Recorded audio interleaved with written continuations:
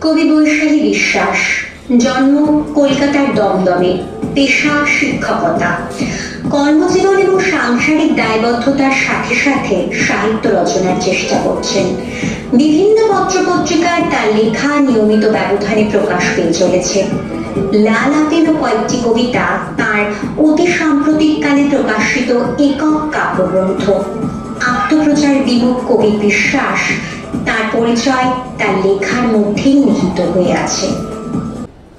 আমি বৈশালী বিশ্বাস।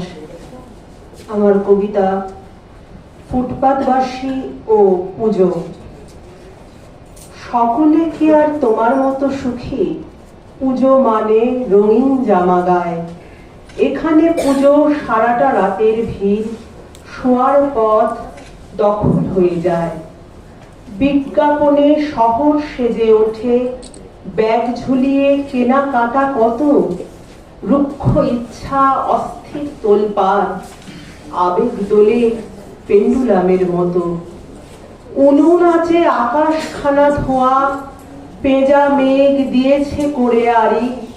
পুজো মানে পথ দখলের পালা, আলোর রাত দুঃখ খননকারী। পুজো মানে দেদার উল্লাস, ভালো থাকার নাছোড় অভিনয়।